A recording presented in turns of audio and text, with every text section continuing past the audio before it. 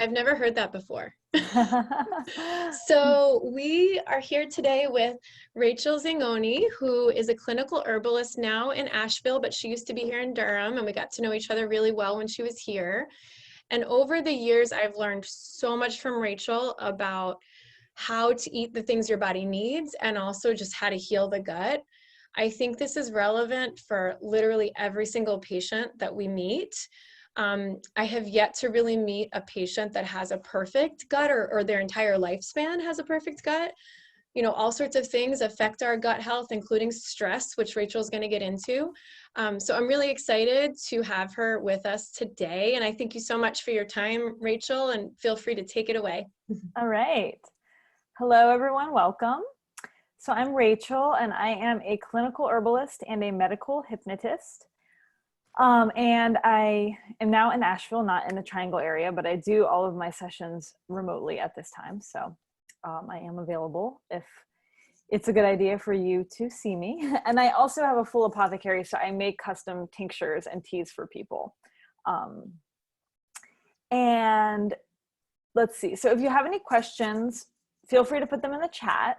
I'm going to leave time at the end for question and answers.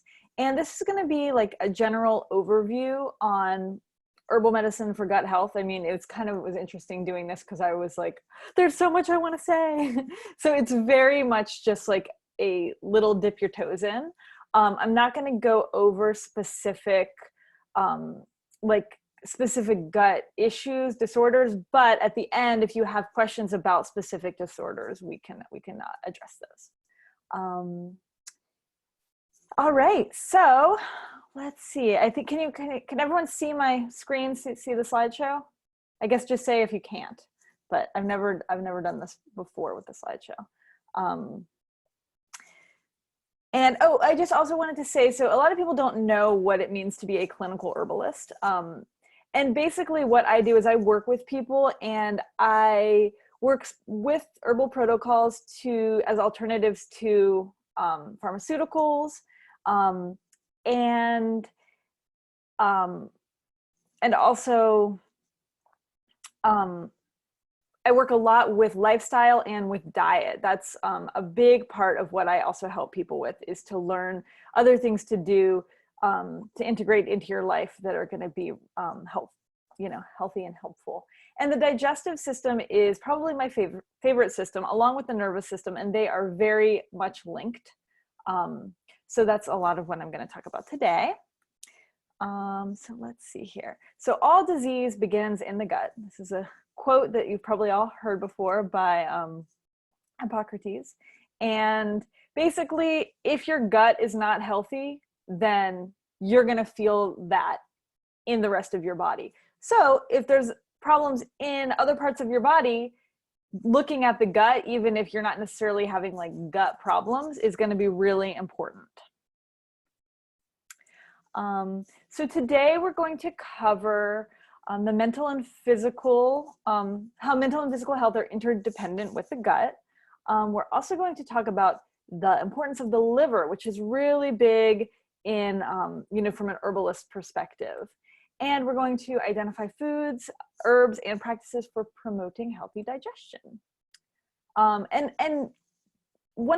another of the main things about herbalism is it is so valuable for prevention. A lot of people don't go to do things until they're already having a lot of problems. But with herbs, it's so great because you can incorporate various herbs into your lifestyle routine that can really keep you healthy and keep you from,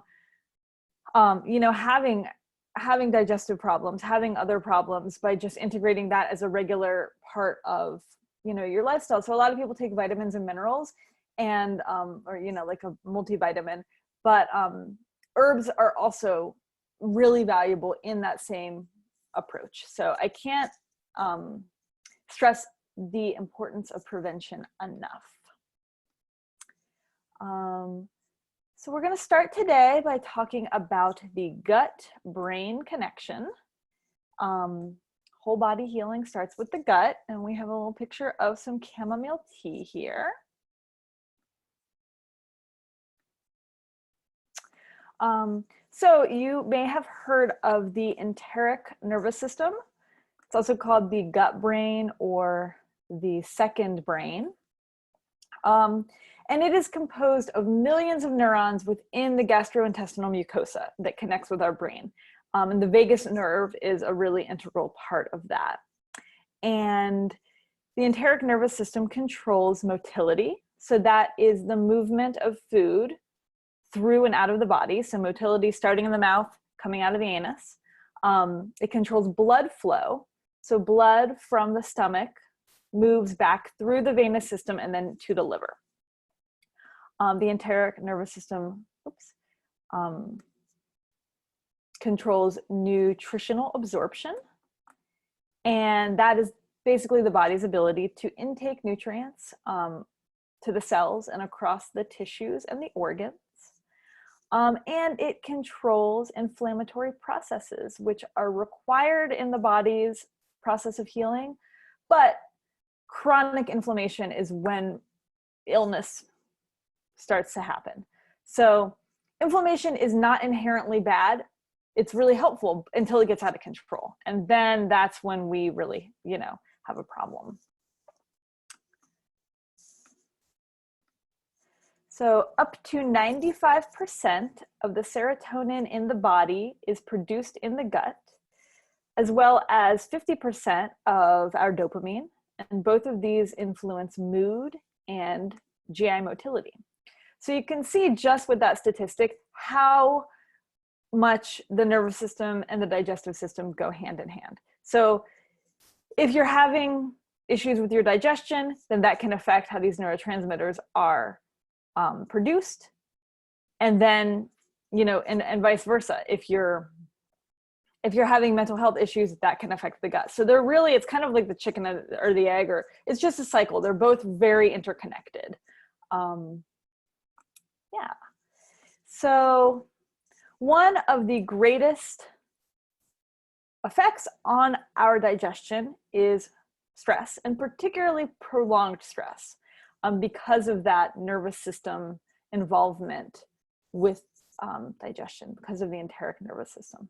So when you look at the things that the enteric nervous system controls that we went over before, when you have prolonged stress, absorption, prolonged stress can create a gut flora imbalance, and that lessens the body's ability to digest well. And let me back up just a minute here and basically just make the point that, as we have evolved, our brains in our head, our first brains have become more intelligent, but our gut brain has actually become weaker. It's due to a fast-paced lifestyle. It's due to foods that are processed, that are filled with extra hormones and artificial ingredients. So, it was interesting. I was talking to someone recently, I don't know how old she was, maybe like in her 60s. And I was talking about gluten intolerance, and she didn't really know what I was talking about. And then she said, oh, well, that's like a generational thing.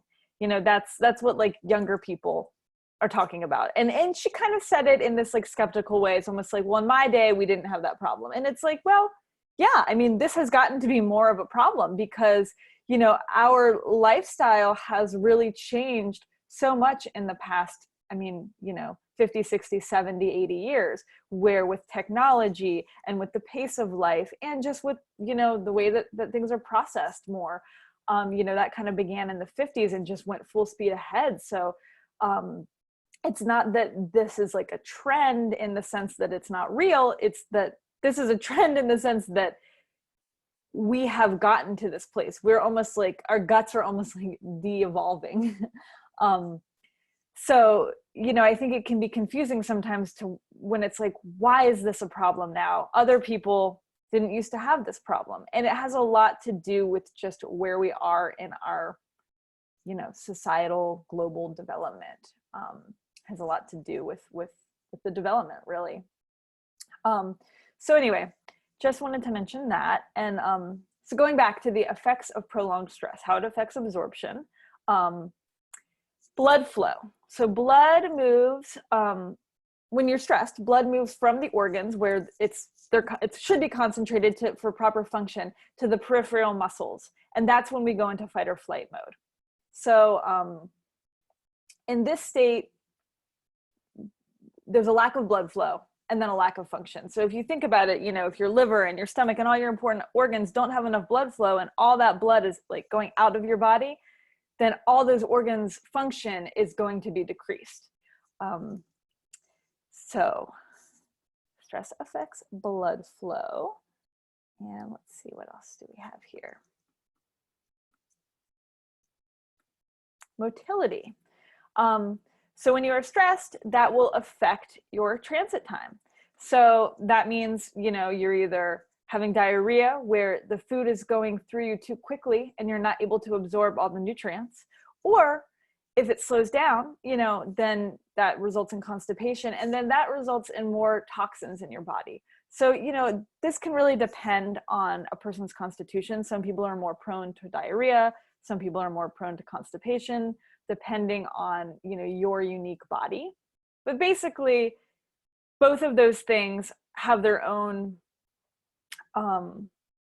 they have their own problems that come with them. And then when you look at something like IBS, then people can go back and forth, you know, IBS being irritable bowel syndrome.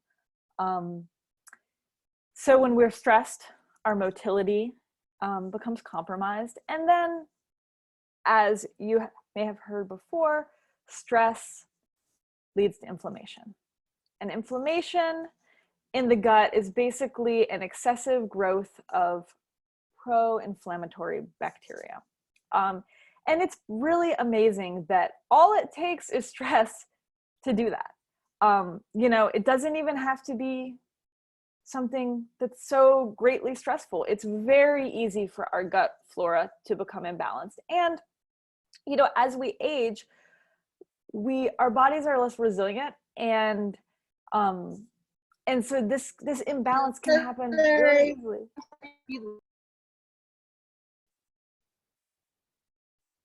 Okay. Yeah, so it can happen, you know, things that when you were younger that may have been stressful. Okay, I kind of have a stomach ache. Okay, I bounce back. And then as we age, as our metabolism slows, as our resiliency, you know, lessens even slightly, then stress can affect the bacteria in the gut. And that can just be sort of like a tumbling block for other things that can happen. And so basically, when we have stress, when it affects our digestion, then this is what leads to what we call functional GI disorders. And this is a class of disorders where there is a malfunction in the normal activities of the gastrointestinal tract, but there's no structural abnormalities that can explain the cause. So this would be the example when somebody has a lot of issues. They go to a lot of doctors. Nobody can figure out what is going on. You know, maybe there's some inflammation, but there's really like pathologically nothing wrong, particularly when you're looking at, you know, traditional allopathic medicine that is looking for sort of these standard like big problems. So a lot of these things are not really easily diagnosed, but they're real. People have problems. They can't figure out the cause of them. And that's where, you know, functional medicine, herbal medicine, just alternative medicine can come in, because that's what we look at is the things that aren't necessarily really easy to diagnose, but they very much exist. So basically the idea is that stress affects the functioning of the gut. And then when it gets to a certain point, then you can get into the functional GI disorders. And then if those keep going for a prolonged period of time, they become chronic, then that really can lead to leaky gut. And then when you have leaky gut for a while, that starts to lead to autoimmune things. So there's sort of like the steps of how serious, how chronic things are getting within your gut, which is why it's really important, again, to integrate herbs and things to really support the functioning of healthy digestion, so that you don't get to that point. So when we're talking about stress and then stress and digestion, a class of herbs that is really wonderful are called digestive nervines. And as you can kind of guess by the name, they are herbs that support digestion and support the nervous system. And this is really one of my favorite class of herbs because like many herbs, there's dual purposes. So one herb doesn't just work on one thing, nor does it work on one system. And that's what's really nice about herbalism is we kind of look at what does this herb do? What systems does it affect, to really personalize it, you know, to really say, okay, well, these are the things I have going on. This herb can touch on these multiple issues. So a lot of these herbs have dual actions. They are also carminatives and bitters, which I'm going to get into, but those are other classes of herbs that work to support the digestive system. So some of my favorite digestive nervines, we have catnip. Same thing that cats like. It's also really good for us. It eases stomach upset and gas, and is generally physically and mentally relaxing.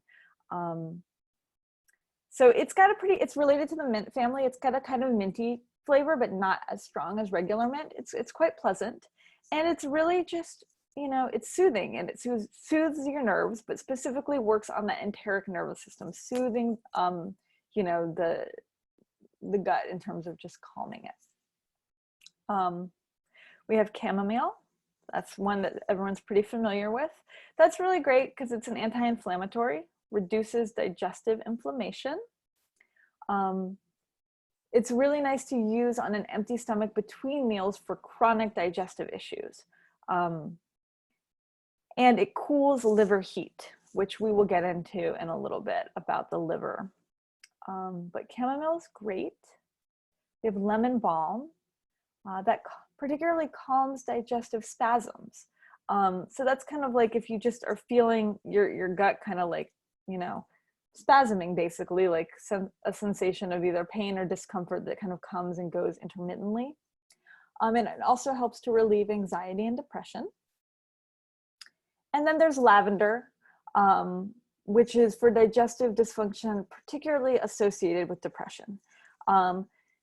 Because any sort of mood disorder, anxiety, depression, it's gonna affect our ability to digest because, you know, it is a form of stress. So lavender is really specific for that depression.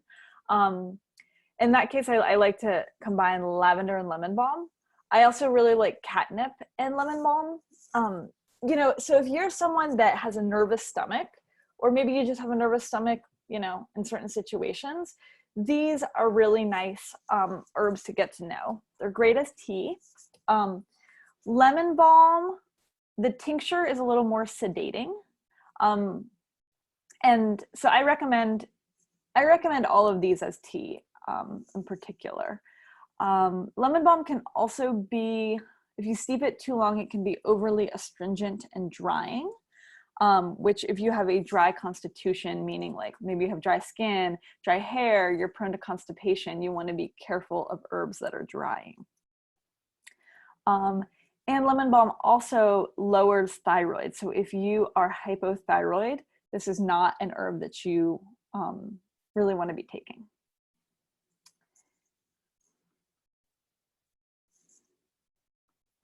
Let's see. All right, so that is a little bit about the nervous system and the gut. And now we're going to move to the liver. Love your liver. If you take care of it, it will take care of you. We have a picture here of milk thistle.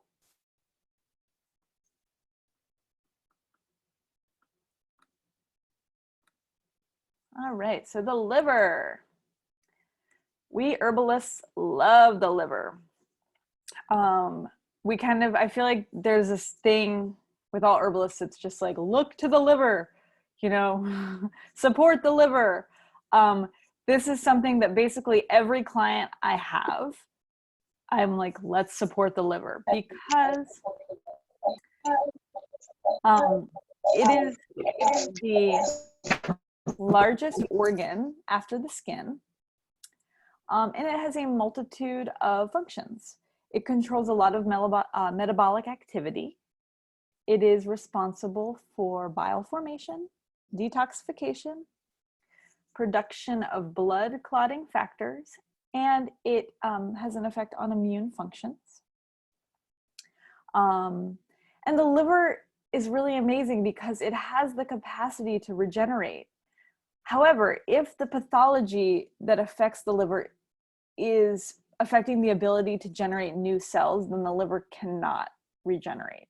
So in cases of like cirrhosis of the liver, that, you know, that's a pretty severe state of the liver getting into. But, you know, with fatty liver, that there's, you know, that can definitely be reversed. So it's really great because the liver is so important, but it's not like the adrenals, where the adrenals, once they're depleted, it's kind of like, you know, really you can support the function, but you can't, the adrenals cannot regenerate, but the liver can, which is very exciting. And when we look at leaky gut, which, just in case, you know, that's a pretty popular term these days, but leaky gut is the permeability of the intestinal walls. And this allows substances, including undigested food, to get into the bloodstream. And then this starts to affect the entire bodily systems. So when people do have leaky gut, a lot of toxins get dumped into the liver. And then it has a heavy load. And when the liver has a heavy load, then it's not functioning as well because it's just got like so much work to do. And when we look at supporting the liver, we really want to, and particularly in a case of leaky gut, we really want to clear heat, which would be, you know, inflammation, stimulate blood flow, and just move that energy so there's not stagnation, and do different things to strengthen the elimination pathways. So a lot of people just think like, oh, let me detox my liver. And that is not necessarily the best thing to do.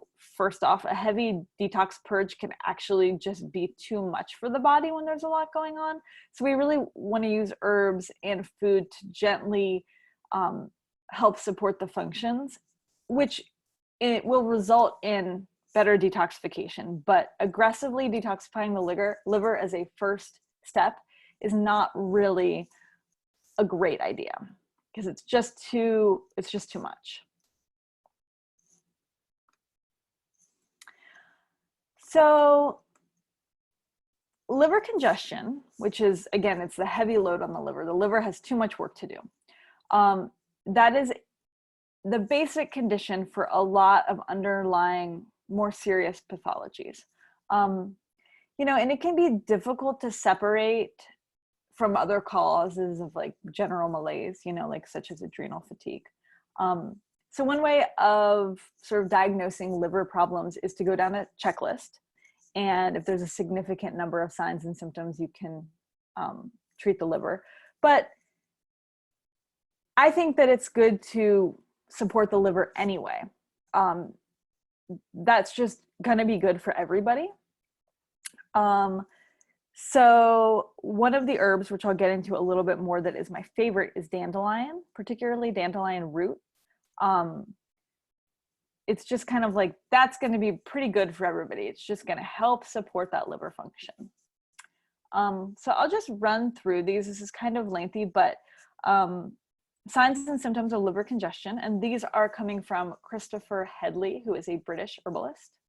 So indigestion of all kinds, especially fullness after meals and intolerance of fatty foods and the feeling of nausea after eating. General aches and pains from toxins not clearing, a lot of like really full headaches, low energy and lethargy, particularly in the morning, aches and pains over the liver area. So that is on the your right side, just kind of right under your ribs. So if there's like a feeling of fullness or aching there, you can actually feel that, you know, your liver may be telling you something. Gallbladder problems. So that can come from like if your bile flow is poor or it's too thick. That can really start to lead to pains around your right shoulder blade.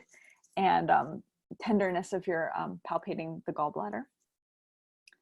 And then if you have bile flow congestion, that can lead to jaundice, yellowing skin, the yellowing of your eyes, of your conjunctiva, a bitter taste in your mouth, constipation, and itching. And a lot of these are signs of a lack of fat and protein metabolism in the body.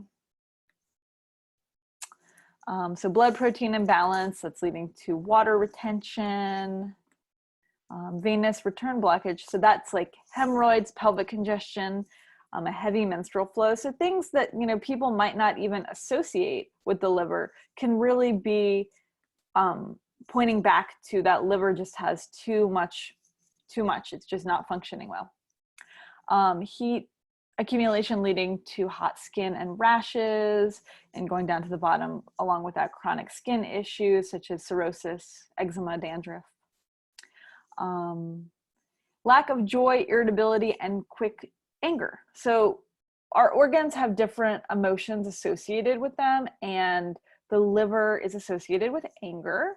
So, you know, if you have a lot of anger over many years, but you've repressed it, your liver is going to feel that. That is going to have an impact on the functioning of your liver. Intolerance of alcohol, drug taking strains the liver. So if there's been a history of drug use or alcohol use, particularly for a long time, that's going to impact the liver. Blood sugar imbalances can lead to liver issues, can indicate liver issues.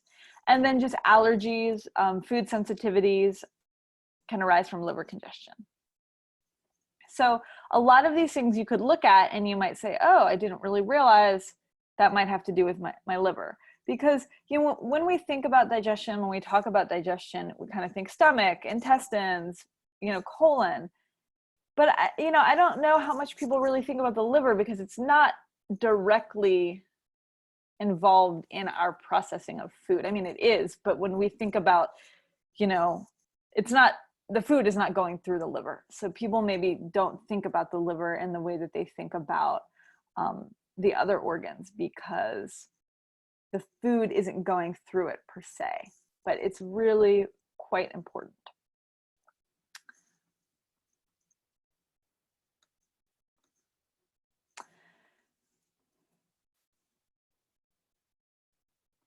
So we herbalists love bitters. Bitter herbs are, they're a class of herbs that stimulate the appetite, release digestive juices. So that would be hydrochloric acid and bile. And then that improves assimilation and nutrition. Bitters aid the liver in detoxification and the flow of bile. That action is called cholagogue. Bitters help regulate the secretion of pancreatic hormones, and they help the gut wall repair damage by stimulating self-repair mechanisms. So not all liver herbs are bitter, and not all bitters are equal in supporting the liver. So, but a lot of them are. And the thing that's really nice about bitters is that there are bitters that are really supportive to the liver, and they support digestion in general. So I recommend to most all people take bitters. They're just sort of like, some people, you know, like I said, okay, I take a multivitamin because you just do it, it's good for you. Bitters is one of the things that I say that would be great for everyone to take. You don't want to take them if your gallbladder duct is blocked or if you have acid reflux. With patients or with clients that have acid reflux, they can eventually get to bitters and it can really help them, because a lot of times the issue with acid reflux is there's actually a lack of hydrochloric acid being produced. But because there's so much acid, you don't want to do bitters right away. So that's part of the later part of working with that. So if you have acid reflux, don't take bitters right away. And then use with caution in pregnancy. particularly in the early stages of pregnancy, because the effect that bitter herbs have of stimulating peristalsis in the digestive tract, they can affect the uterus. They can be too stimulating, can create contractions. I mean, that's not generally what's happening, but you want to be careful in the early stages of pregnancy in particular. And one of the things about bitters is that they're very cooling. So we look a lot at the energetics in herbalism. You know, what's your personal constitution? Is it moist? Is it dry? Is it hot? Is it cold? And we want herbs to, you know, kind of counteract what your natural state is. So if you are a really cold person, you want to use less bitters. You don't need as much. 5 drops is really all it takes. Otherwise, you know, a standard dose would be maybe 1 dropper full of tincture. So that is 20 drops about. And then you can also include carminative herbs in the formula, which I will get to in a moment. So bitters are really, what you want to do is take them before every meal, about 30 minutes. And if you forget, you can take them during your meal or after your meal. And the thing that's really important about bitters as well is you really need to take them as a tincture. You can't take them as a pill, because digestion starts in the mouth and it's stimulating your saliva, it's stimulating digestive function right in the mouth. So if you were to take a pill and it just goes into your gut, it's not having the same effect. You could drink a tea, but people don't really want to drink a bitter tea because it's very bitter. So a tincture is the best way to take bitters, and tinctures are alcohol extract of herbs. So some of my favorite bitters that are also supportive to the liver are dandelion. It's gentle and powerful, and it's good in metabolic excess. So that would be, you know, high blood pressure, high cholesterol, high like blood sugar issues, just anything where there's an excess in the metabolism. We use the leaf and the root together, or either or. If you are wanting to address constipation, the root is really good. If you're addressing water retention, the leaf is better. I love dandelion root a lot. It's also really great because you can drink it as in an herbal coffee. So as a coffee substitute, you can, there's a lot of like Dandy Blend and there's another one, I forget what it's called, but where they mix dandelion with chicory and different herbs that are good for the liver and have like a rich coffee flavor. So I recommend that as well. And that would be kind of, it's kind of like coffee in the sense that you could drink a cup of that tea either before or after a meal and have that effect of that bitter effect supporting the liver. Generally, dandelion is my favorite go-to for everyone because it is gentle and it's powerful. There's a brand, Rachel, called Rasa, and then there's another one I found called Ticino. I think you told me about the that's Ticino. The one. I love Yep. Ticino. That's great. I can't believe I forgot the name of it, but they have a lot of different flavors too. So it's very similar to coffee. Oregon graperoot. That's really specific for enlargement of the liver, gallstones, jaundice, and hemorrhoids. That's when we're talking about that portal vein stagnation. And you know, bitters are generally a combination of herbs, which I can explain a little bit more about that because we'll add some carminatives to them. Blue vervain, that's not really well known in terms of, it's not in a lot of like commercial bitter formulas, but it is very bitter. It's a liver tonic, and it's also really good for anxiety. So, and for like type A people. So I like to include that in a lot of my bitter formulas because it does touch upon that nervous system piece. And as well, chamomile is also a bitter. It's not one of the most bitters, but that can be really nice in a bitter formula because it does have that calming effect as well. Artichoke, one of my favorite bitters. It's coming from the leaf of the artichoke. So when you think of the artichoke you eat, these are the leaves. It's good for gallstones, fatty liver, and dyspepsia. And it is a hepatoprotectant. So that means that it is actually, it is helping to protect the cells of the liver. So a hepatoprotectant basically exerts protective effects on the liver cells. And it does that in two ways. It modifies the cell and resulting in a decreased absorption of toxins, and it regenerates the cells. So hepatoprotectants are really great. And artichoke is great because not all hepatoprotectants are bitter. And again, we want that bitter because that's just really going to help to stimulate the function of the digestive tract. So some other hepatoprotectants are like reishi, schizandra, which is also bitter, turmeric. And you'll notice that I do not, let's see, let me go to gentian. We have gentian. That is probably like the most bitter herb. And it is also, because it's the most bitter, it is the coldest. So I generally, if you look at a lot of commercial blends, they often have gentian, but I feel like it's a little bit too cold. So I use that very specifically for more, like if there's a loss of appetite post-infection, the elderly people that are really having like, you know, a difficulty with digestive function because of age, or if there's some bile insufficiency, that's when I would use gentian. But it's not one of my go-tos, but I think that it is a really commonly known bitter. It's the one that's probably used in alcohol drinks. And when people think of bitters, if they don't know much, they might know gentian. What I don't have on here, which is a very well-known liver herb, is milk thistle. And milk thistle is not bitter. So it's not on here. And milk thistle is, I think it's really well known. So people often are like, okay, let me support my liver. Let me go to milk thistle.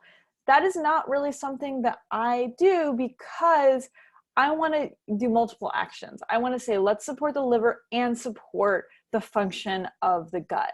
And milk thistle is not going to do that because it doesn't have that bitter quality to it. I really save the use of milk thistle for more serious liver conditions, where there's cirrhosis, alcoholism, hepatitis, toxicity exposure. That's a big one. If someone is like worked in an environment or been exposed to toxins, that's when we really want to go to milk thistle. But it would not be my first go-to, particularly because it's very gentle, but it is very strong. And that can actually affect your body's metabolizing of other, if you take medications and you're taking milk thistle, that can affect the function of those medications because your liver is processing and cleaning out too quickly. So that's why I go for dandelion first, because it's not gonna, it's more gentle, it's still effective, but it's not going to have that effect where it's going to interfere with your medications. But milk thistle is a great hepatoprotectant.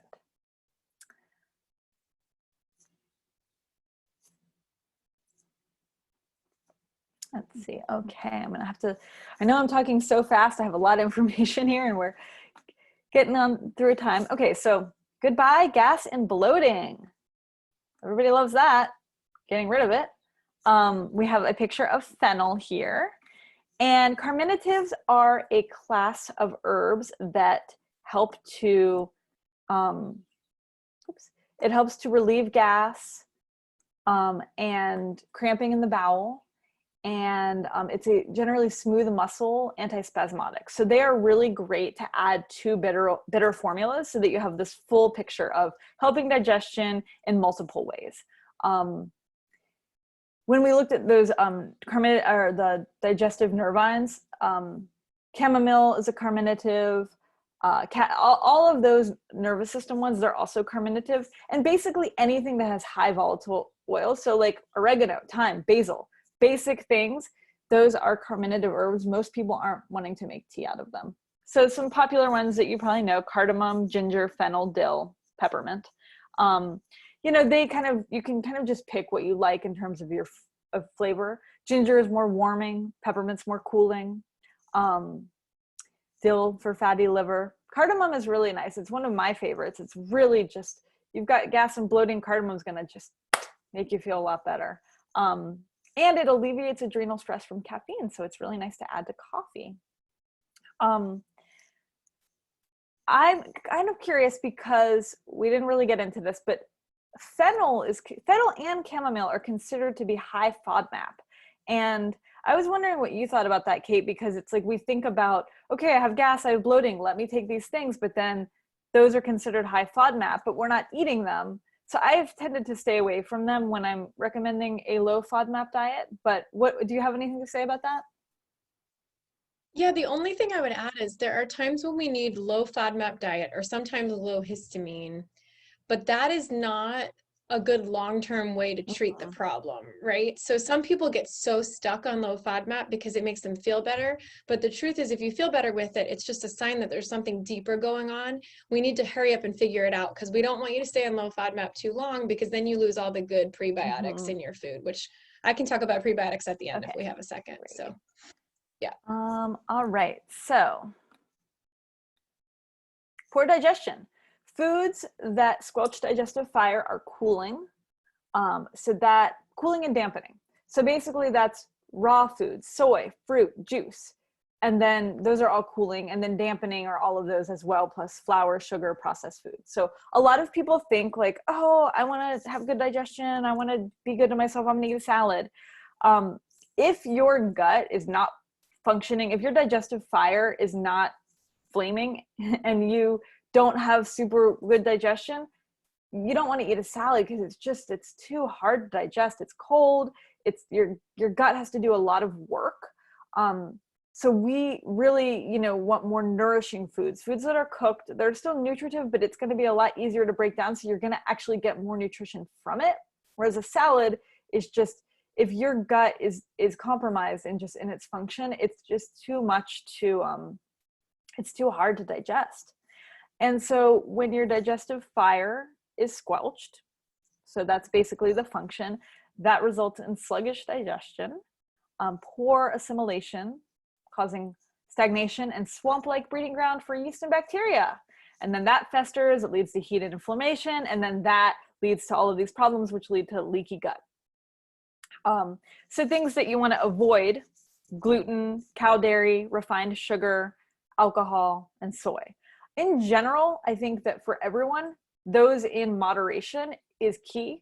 For some people, depending on what's going on with your digestion, you may need to completely eliminate them temporarily until you can get a hold on it. Some people, those things have to be eliminated permanently, depending on, again, what's going on with you. But in general, just like in general, it would be great for everyone to take bitters for the most part. In general, avoiding and limiting those foods would be ideal because they do create an inflammatory response. So some tips for improving digestion. Set an intention with your meals.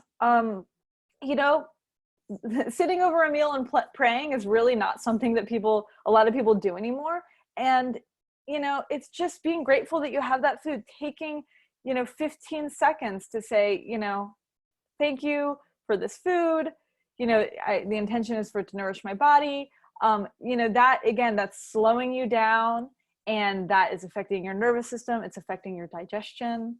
So, something as simple as that, setting intention, breathing. It sounds kind of just like, oh, whatever, but it's really powerful. It's really important to do, and it really does make a difference on our health. Slowing down, savoring food, chewing slowly, relaxing. Don't eat and drive. I know we're all so busy, we're doing things, but if you have digestive issues, but you're going, but you're eating the right things, it's still that is just as important as what you're eating, is how you're eating it. Very important.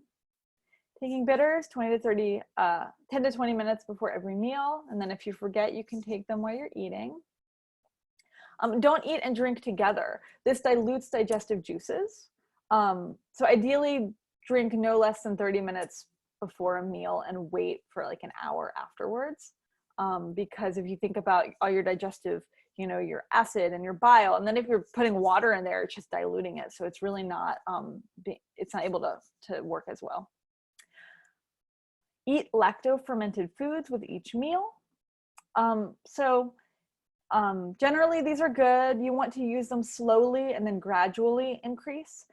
If you're dealing with some significant gut inflammation, you want to work on that first until that's reduced. So this is more something that once you've been working on healing your gut, then you want to add in to continue the healing, but don't go to right away. Drink warm digestive tea about 30 minutes after a meal. So that would be, that would be any of these carminative herbs that I mentioned. Chai is really great.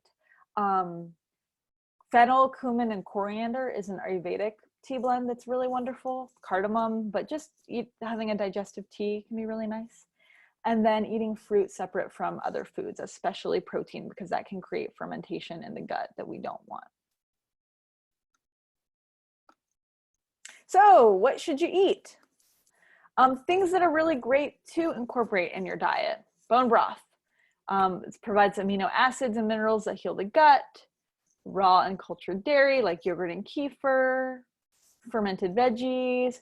Steamed veggies, non-starchy veggies that are easy to digest, much better than a salad. Just some steamed veggies. Healthy fats, avocado, ghee, coconut oil. They're easy on the gut. They promote healing. And then organic lean meats. You don't want a lot of hormones in your meat, so organic meat is really important. And then let's go back for a second. Oops. Oh my goodness.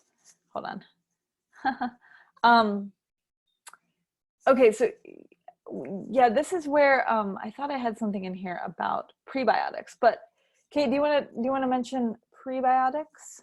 Sure. I mean, one of my favorite GI people is a naturopath, and he's down in New Zealand, and he's got a really long waiting list because, as you know, everybody in the world has GI issues and wants to see him.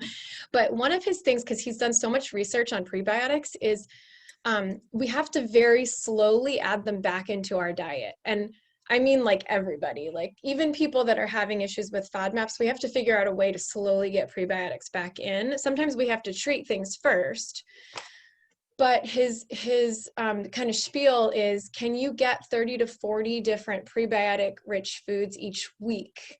And if you're able to get a variety of different prebiotic rich foods, which would be like lentils, onions, garlic, asparagus, leeks, sunchokes or Jerusalem artichokes, all brown rice, black potato, purple potato, orange potato, like all of these different colored things where you actually eat the skin. The key is you're eating the skin of the plant. If you can get a variety, and it's not about the quantity so much, like you don't have to eat the whole potato, but could you eat a quarter of it, is his point. Then you can get more and more variety in, and those are the people that he sees that have the healthiest guts. So I think that's really important because he has giant sample sizes, much bigger than mine. And the biggest thing I see when I meet people is they've slowly taken out all of the good prebiotic rich foods because they upset their stomach. But if they're able to do the bitters as you're suggesting and slow down and actually just get the nervous system to calm down, and then they can digest those foods again, it really does actually save all the good bacteria. And we know every single generation, like you already mentioned, we're losing a ton of good bacteria through different things like hand sanitizers and C-section births instead of vaginal deliveries, lack of breastfeeding, putting all this chlorine in our drinking water. So lots of different things are killing our good bacteria. When you take a probiotic pill, it's kind of like just a drop in the bucket of the giant scheme of this diverse organism. It doesn't make a huge difference to take a probiotic. Now, it helps while you're taking it, but it doesn't change the landscape permanently, whereas the prebiotic-rich foods actually do reseed the gut and make it healthier, like for 10 years down the road. So I don't know if that was helpful, but. What do you think about the FOS powder if you're dealing with like, yes. How does that fit in? Yeah, so number one, like I do have people that come in on carnivore or more keto-like diets because they say they really can't tolerate any grains or any fruit or any fiber. And in those people, it's essential to quickly get them on like a phos or an inulin powder and go really slow because it can make you gassy, but we can start with like 1/8 of a teaspoon a day, which is a tiny bit.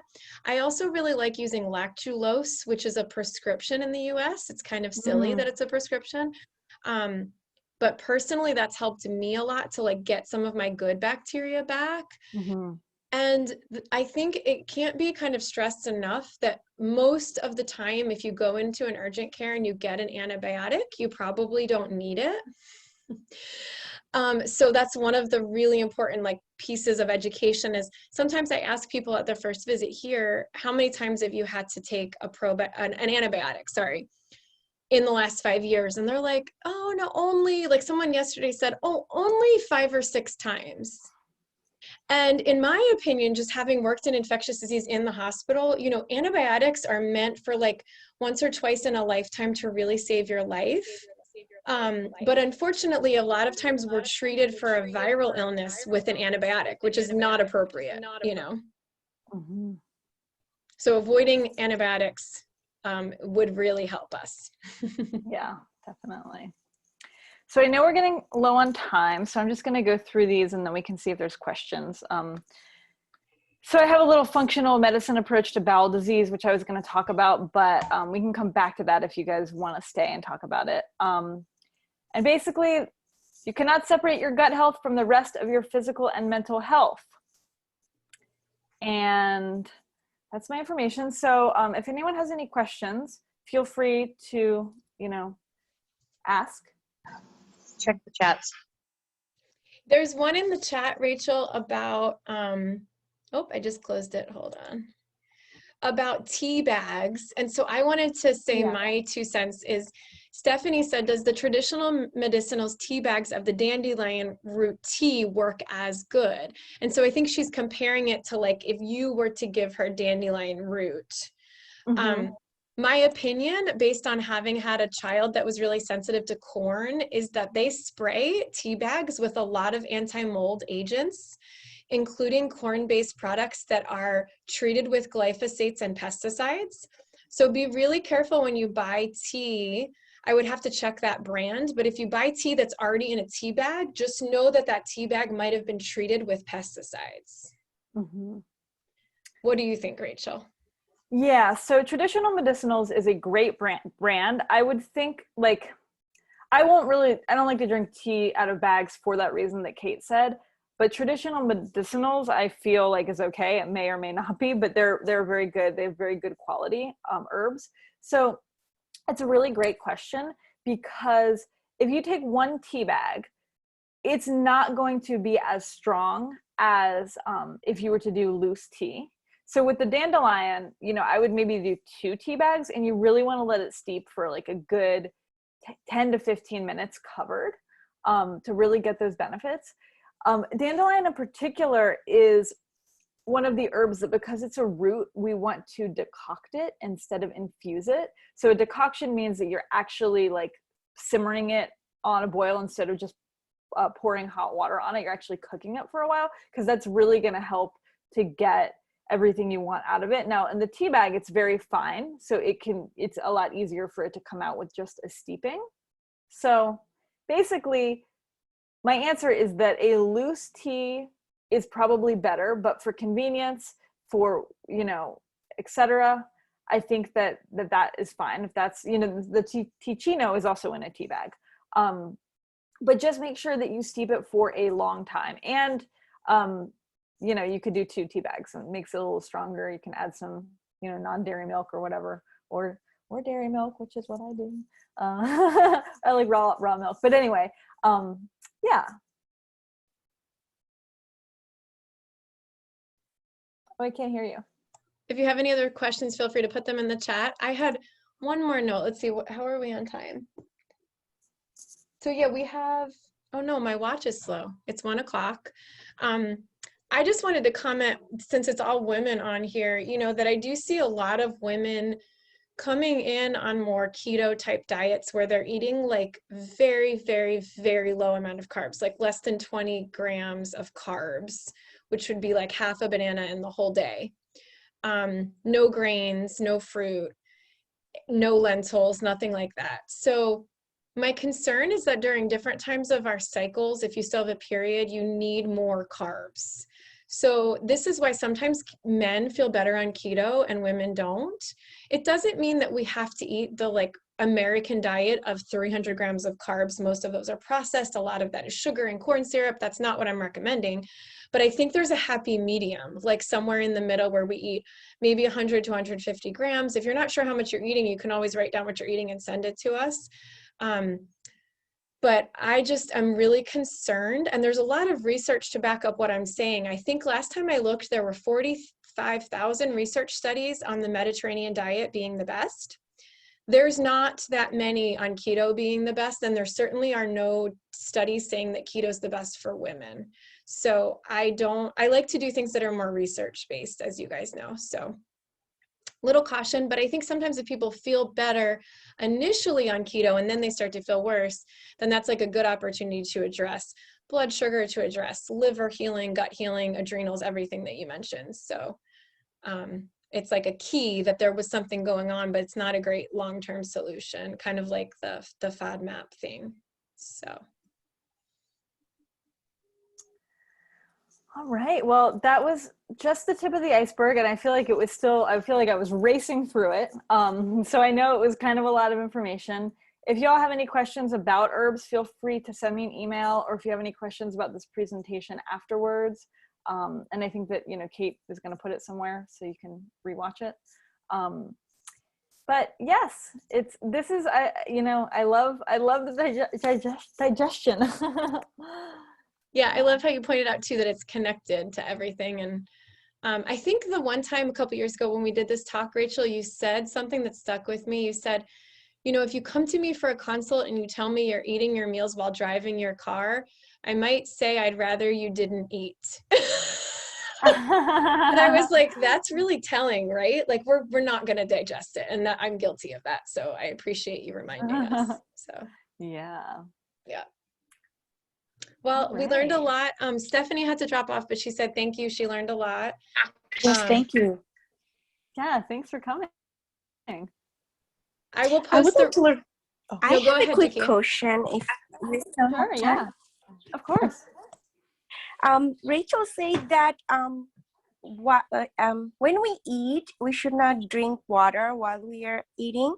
But I cannot eat, I have to have water between me, while I'm eating.